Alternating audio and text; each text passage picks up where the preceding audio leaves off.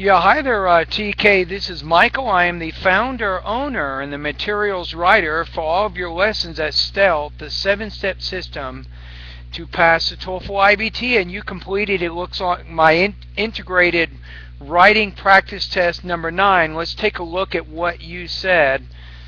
So your introduction, you say in the reading passage, the writer states that hybrid cars have a lot of advantages. On the other hand, the lecture says that hybrid cars also have the disadvantages. That's pretty good. Your second paragraph, the writer states that using hybrid car, put S on the end, hybrid cars is a good way to save fuel consumption. Consumers can drive the hybrid cars in far distances at cheap put prices there. For an example, the Toyota Camry Hybrid has 43 city, 39 the miles per gallon. So I think your second paragraph is looking pretty good here. You say the lecture says even though hybrid cars can have more miles per gallon, today's cars can also have more miles per gallon. Then you might want to say something like this, thus helping them to compete with the hybrid cars. And then you give your example, so that's good. Your second paragraph, you say the reading passage states using hybrid cars can decline emissions. I don't think that's the right word there. I'm going to say reduce emissions. And consumers can also save the environment. How about this? It can reduce emissions, comma, so consumers can also save the environment. So is probably a better conjunction there because it shows the cause-effect relationship between the two ideas. You say in contrast, the speaker mentions that hybrid cars still use electricity to power the hybrid system.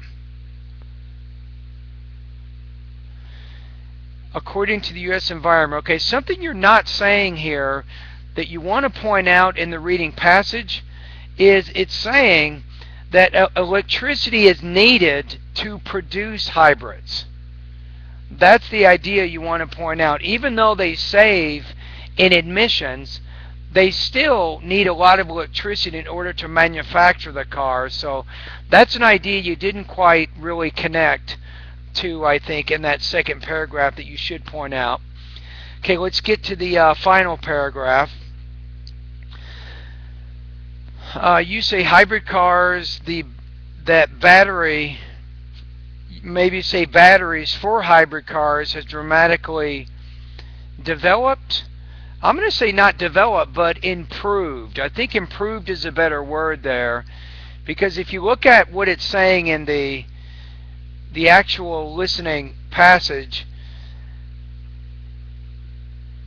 at least in the reading passage, it's saying that battery technology has significantly improved. I think that's really what you're trying to say there.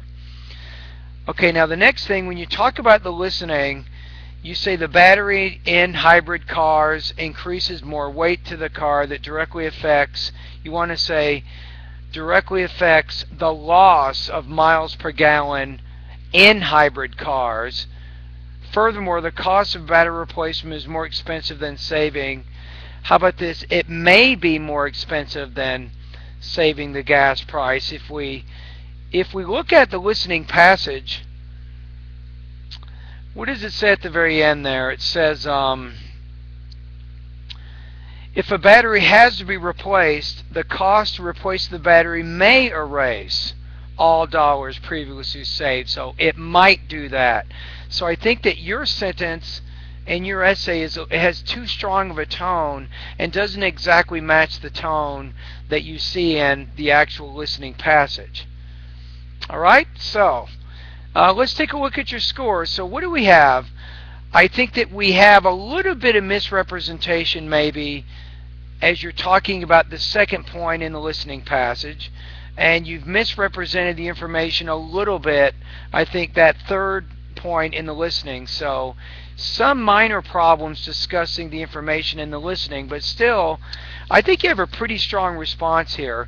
Now, from a grammatical standpoint, you're doing a great job, TK. You have very good control of your sentence formation. The only minor thing that I see there is your S endings on your nouns.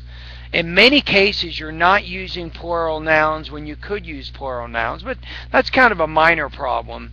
So sometimes you say battery when you could say batteries. You say car when you should say cars. So that's just kind of a minor thing. So still, I think you have a strong response here. I'm going to put you in the 3.5 out of 5 range. This is going to put you at about 22 points out of 30 on this particular practice test. So I think it's a very good effort on your part. If we take a look at the rubrics for your grade here, 3.5, that's going to put you at 82% for this assignment for our class. So anyway, thank you very much for completing the assignment, and very nicely done.